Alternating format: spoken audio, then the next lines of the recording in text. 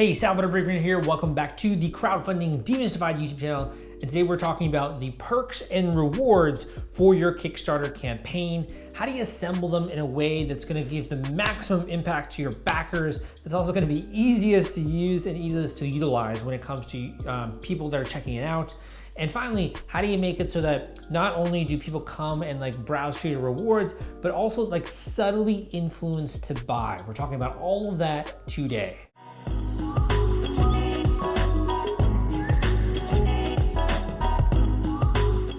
Okay, so I know that people don't think a lot of the times rewards are actually really all that important, or that you just kind of list them on the site and what else you're gonna do.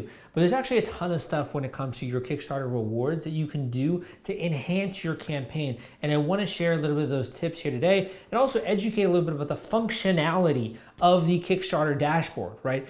Because this is one of the other areas in which you can have a strategy when it comes to your rewards or your perks, which are available on Kickstarter. So let's get started here. When it comes to the rewards, the first element of the rewards that people don't usually think about is packaging, right? So let's just say that you're selling one individual product, right? You could just list that as the individual reward and you get it at that tier. But sometimes, depending on the entrepreneur, the creator, the e-commerce business owner, you can actually package things together in order to increase the overall price or the cost of that reward, right? Let's just say you're trying to sell something for 20 bucks. You could sell something for 20 bucks. You're gonna have to sell a lot of that thing in order to hit high numbers worth of sales or a lot of revenue when it comes to your Kickstarter campaign. If you find a way to package accessories or to package other things that are related to that product together and sell that closer to 50 bucks, it's gonna be easier for you to hit high levels of rewards or high levels of your funding goal much more quickly, right? So if you have 100 backers who are supporting at 20 bucks, you might raise 2K. If you have 100 backers who are supporting at 50 bucks, you're gonna be raising $5,000, right? I really hope I did my math correctly there, by the way, because I'm really not that good at math. So if I didn't, leave a comment down below and you can correct me. But that's basically sort of the nuts and bolts of it, is thinking first of ways in which we can package accessories or things together. So maybe if you're doing a film-based Kickstarter campaign, they're not just getting access to the film, they're also getting access to a poster that team signs, or they're getting access to behind the scenes footage, or a meet and greet, or they're getting access to being able to have a producer's credit, or even contribute a line of dialogue in the film, or being an extra in the film. These are all really easy ways to give that star quality a little bit and to make it so people don't support at 20 bucks, they support at 100 bucks. I have a friend who just did a film campaign in New York City, and they mentioned for one of the rewards that they wanted to do photography, and she does a lot of my photography work. So I was like, yeah, no brainer, I'll support you at 300 bucks because I'm not only gonna get all this cool stuff, get invited to a party, right? Get a producer's credit, I'm also going to be able to get photography out of it, which I use for my business and which is a business expense, which you can write off, right? So this is amazing advice. If you're struggling to think about this and coming up with rewards, package them. That is my first tip for you. The next tip is to think about the presentation and the style in which you present these rewards. I've consulted on campaigns where they book me for a coaching session and it just says reward 1, reward 2, or tier 1, tier 2, and they don't really put a lot of thought, right, into structuring these rewards. So instead, what you want to do is you want to think about what is a way in which I could phrase the actual reward as being something really cool. It's like a mega package, right? Or this is one of the campaigns I worked on is Lifesaver. And this is basically a multi-tool device. And for this one, we didn't just say you get one Lifesaver, we had variations. You get a fire and water one, which comes with other accessories. So you can think about some of the ways in which you can layer the reward tiers and come up with interesting names that correspond to each particular tier. So like a starter pack or a premium one or a deluxe, right? Brainstorm this and think about ways in which you can word the title of the rewards a little bit more interesting. You don't necessarily have to, but you could also use the actual description of the reward as a way to sell it even more. So you can look at a lot of game style campaigns. I did one podcast recently on Game Deck. If you haven't yet, go listen to my podcast, Crowdfunding Demystified. I also post really short versions of that podcast on my Instagram at Salvador Briggman. So a lot of good stuff there. But Game Deck, they raised, I don't know, over 6 figures. And what they did was they included emojis in their reward descriptions. so you know what it is you're getting, and it kind of added to the overall cool feel of the project and of the campaign. It's kind of like gamification a little bit. So you can include emojis or what it is that you get, or say in the description, this is a percentage off of the overall retail amount. Use the description as an opportunity to sell the reward and to increase the overall perceived value of the reward in the eyes of the person who's backing it. And for any clarifications, you can also have items, right, that are listed in what they get for that particular reward tier. Now in Indiegogo, you could also upload images of the rewards in the reward tier. So Indiegogo has a little bit different functionality than Kickstarter. It also allows you to have a retail price as well listed on Indiegogo, and the actual price you're selling it for, and they kind of cross off the retail price so people can see, look, they're getting this amount off, they're getting 20% off or whatever. Secret perk is another thing on Indiegogo. So there's different functionality between Indiegogo and Kickstarter, but regardless, you should be thinking about how you're phrasing, how you're packaging, how you're presenting the rewards, because ultimately, someone's attention is going to go there in order to back your project, and that is a moment for them to basically say, yes, I want to, or no, I don't. And you never want someone to like have red flags for some reason, or not understand something, or not feel excited, continue that emotional process. You want them to continue to support, to make sure you pay attention to that. The next thing is the presentation of your reward tiers within the actual campaign page, right? So within the actual campaign page, a lot of people don't think to even include the reward tiers, because why would you, right? You're gonna have it on your sidebar there where people can go and browse through. Why would you include it in your actual campaign page? Here is the reason. When someone's attention is following down the page, they're reading through your page, they're seeing all the cool places they can use the product, they're seeing the different various functionality and the benefits and everything that you're doing and you're presenting there, they can then also see, oh look, these are the reward tiers which I can get, and I'm getting this for 50 bucks, I'm getting this for 100. These are the things that are included there. Our human eyes are naturally going to gravitate towards images. So when you already have someone's attention that's hooked and they're going down the page, if you have a reward graphic, that is an easy way to make sure that it follows the attention. Then they're going to select which reward they want, and then their attention is going to go up to the right-hand corner of the Kickstarter page or the Indiegogo page, and they're going to select that reward. They know which one they want already. The question, you think about the really subtle decisions that happen in someone's mind when they're going through the page. They have to decide which reward they want. When are they going to make that decision? They could make it when they're looking and browsing through the ones on the right. But if their attention is already going down the page and they see this package that they really like, and they're like, I want that one, they then have made that decision in their mind. And then what they're going to do is they're going to go and search for that one on the right, pick it, and then support at that level. So one of the basic cardinal rules of online marketing and sales is that when you have someone's attention, you don't want to have them to shift to something else and then rethink about which reward did I want, right? Oh, I have to go back. Okay, I guess I want that one, right? Maybe, you don't know, there's more uncertainty. Instead, you want to keep their attention in line. They pick out that one, they make the decision, and then they go to the right. So you want to have some kind of a reward graphic in your actual campaign page, and it will improve conversion rates for your campaign.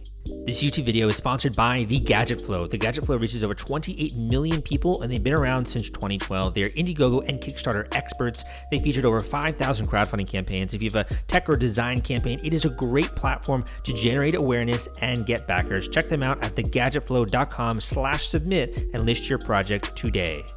I talk a lot in my book, The Kickstarter Launch Formula, and also my various courses that are out there, and I have some free links down below. You can check them out.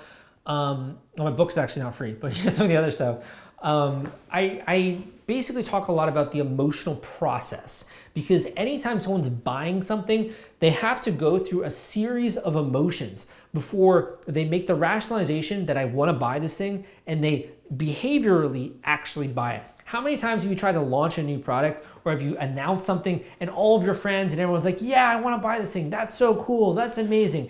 And then you launch the thing and no one buys it, right? Because their word is BS. It doesn't mean anything. We measure behavior as marketers. We measure emotions as marketers, because emotions are in line with what someone is going to do from a behavioral standpoint. We don't necessarily pay attention to always what people are saying, because a lot of times they say something and they do something else. If you ask someone, do you want a new Palm Pilot? They'd be like, yeah, I want these features. but they don't realize that they want an iPhone, right? Until they're really presented with that and they're like, yeah, I want this. They don't know. It's your job as the entrepreneur, as the business owner, as the marketer to make that decision for them to a certain degree and to lead them down that path. So think about it. The way that someone interfaces with the page, they watch the video, they see this thing, their curiosity is piqued. They're like, this is really cool. I could see myself owning this. This is really cool. Maybe I have some questions though before I really make the decision. So they go down through the Kickstarter page, right? And they're browsing and they're getting those questions answered. And maybe they have a certain particular question about functionality. And they go to that section and look at your specs. And they're like, okay, this makes sense. I can wrap my head around it. I'm not just excited. Logically, this makes sense. Maybe they then pick out the reward or something like that, or they go and they see your reward graphic, let's just say, and they actually notice in your reward graphic that there are certain pricing discounts for certain tiers. So one of these tiers is an early bird, let's just say, and another one maybe is a 48-hour discount, which you have made live on your Kickstarter page. So they're like, wow, this is only available for 48 hours, or this is a limited quantity early bird tier. I'm gonna grab this while it's hot. So what it does is it strokes this level of urgency that they start to feel in their body, and they start to get anxious. They start to get a little bit nervous. They start to get excited. And it's because there's a ticking timeline. There's a deadline, right? And that level of urgency is what gets them to then take action right then and there. If there is no urgency in life, you do not take action.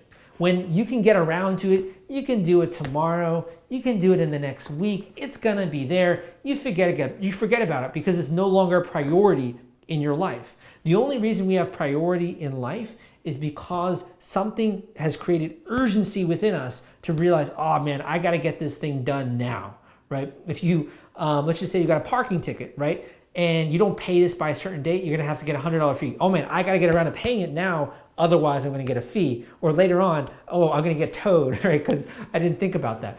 So the things that cause us to do things in life are all baked into this concept of urgency. And with your reward tiers, you can do a few different things. Number one, you could have a limited quantity reward tier. So in that way, people come there and they see, wow, there are only 20 of these available. Therefore, I better buy this thing now. Maybe I'll cancel my plans later. I'll think about it later, but I'm gonna get it now and grab it now because there are only 20 left. This is so common in infomercials that you see on television. This is so common across social media in general. People are like, call now because there are only 1,000 of these available. You know, you've heard that infomercial before. Why do people do that? For an intelligent person, you're like, that sounds hokey. I know that's not true. But here's the thing, your emotions don't have intelligence.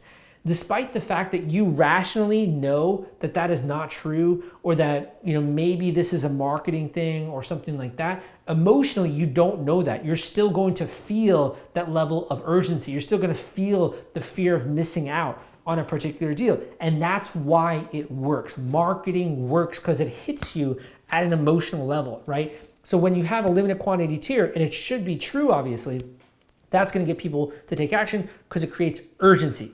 The other thing is having a deadline. So you can launch on Kickstarter, and using the Kickstarter dashboard functionality, you can have a reward tier that's listed there for only 24 hours or 48 hours or whatever kind of deadline you want. And if you want to, you can continue to announce these different reward tiers on your Kickstarter campaign, like sales, for example. You have a Thanksgiving sale or a Black Friday sale or a Christmas sale or a summer sale, right? You can do all these things if you wanted to and have a limited quantity. And what that does, or sorry, limited duration.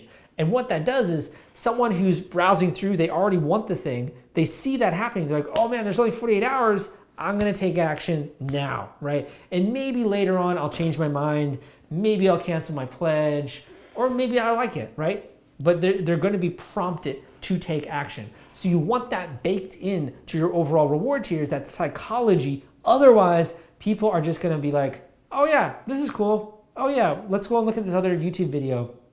I'll get back to this later. And of course, they never do. The final thing that I want to outline in this video about the psychology of reward tiers has to do with what is an optimal choice. Now, in life, there are many different types of buyers. Some people want the cheapest thing and they just are happy even if it's crappy quality, or even if, let's just say, it doesn't do the job very well. Most people are not like that. The average person doesn't want the cheapest product. They want something that works, that's affordable, that's good value for money, and that does the job well, because they bought cheap products before and they haven't worked and they've been disappointed and they just had to buy another one, right? So it's actually more costly in the long run. Most people are not necessarily cheap buyers, and if they are, it's usually actually not a part of Kickstarter's ecosystem. So the way that we structure reward tiers is we never make the first reward tier the best deal. And here's why. When people go and they scroll and they see that and they get an idea, it's almost like price protection to a degree. They get an idea of what the cheapest deal is. And they're like, okay, that's cool, that's affordable. It doesn't scare them away. And then they start to shop. They're shopping for a deal, right? They're looking at your other tiers and they see the middle one, let's just say that's closer to $100. And they're like, I get a lot of stuff for this tier. And also by the cheapest one, they don't get very much. The middle tiers are like, I get a lot of stuff. A lot of stuff is packed in this tier. It looks like a really good deal. It's affordable. You know what? This makes sense to me. And because of their psychology of being a shopper for so many years, we're all, at least in America, we're born to be consumers and to learn about deals and to never buy something unless you have a coupon, right? If there is a deal, then they're going to take action. So making sure you're pushing people to the higher tiers, and that's actually where the most value is when it comes to your particular rewards. And then there are premium buyers. Premium buyers, they aren't as price sensitive. They want something that's a good value for money. And the thing is, it's not necessarily even based on their psychology. It's usually based on life, right? So for certain things, like for example, a camera, I don't want a cheap camera. I'm more of a premium buyer when it comes to that, unless I have to use my phone like I am right now because my camera battery's ran out, right? Or other things. If I'm gonna get a tattoo, I don't want a cheap tattoo. I want an expensive tattoo because I want someone who knows what they're doing, that spent a lot of time being a graphic artist, that I can communicate with, that cares about it. I know that if it's more premium, I'm gonna get closer to what I want, right? I'm not gonna be mad or something like that. So you have people that are premium buyers with their hobbies, that are premium buyers with a particular problem, and they're willing to spend whatever it takes to solve that problem. There are different types of premium buyers, and you can understand that psychology. You can push people as well to these higher level tiers, and rather than supporting $100, they're supporting at $300, right? I supported recently in Indiegogo at $300, and there was a reason behind that, right? There's a reason why I was a premium buyer. For that particular one, I've supported other Indiegos at $20. It really depends on that particular buyer persona. So these are a lot of things I think to digest and kind of swallow as it relates to your campaign. If you want to get more in-depth and to talk with me personally, you can book a one-on-one coaching call with me and we can go through every facet of your campaign, go through A to Z your strategy, the timeline, answer any questions, introduce you to resources that you might not even know about that I don't talk about on this channel. Things, for example, that might allow you to do more effective Facebook ads. There's a lot of stuff that's kind of like hidden almost when it comes to this industry that I would love to introduce you to. And also, like I try to put out a lot of free education when it comes to this channel, and sometimes I do a good job, sometimes I don't. But if there's something that's ever not clear to you, this would be an opportunity. I'm obviously making these videos for the masses, making the videos for a lot of people. So there's tailored situations or categories or unique circumstances that we can talk about on a particular coaching call. It's one of the best money that you can spend leading up to a campaign is to get really rock solid assurance about what you have to do to be successful. And it's really just assembling your A team so you can go into this thing, you can smash your goal on Kickstarter, and you can be really happy about that and ship this product out to all those other customers. I have other stuff out there as well. You can download an Audible copy of my book, The Kickstarter Launch Formula, or you can get a paperback version. You can go and join KickstarterForum.org. You can browse my blog, CrowdCrux. You can listen to my podcast, Crowdfunding Demystified, in iTunes. Just type in my name, Salvador Briggman. You can find me on Instagram. So many ways to get involved, but I would love it if you could just leave a comment down below. Let me know what you thought of this video. Give me a thumbs up if you liked it. Come subscribe to the channel for more content like this. I'm so excited for you to launch this thing. So make sure you do it right. But my name is Salvador Briggman, and I will see you next time.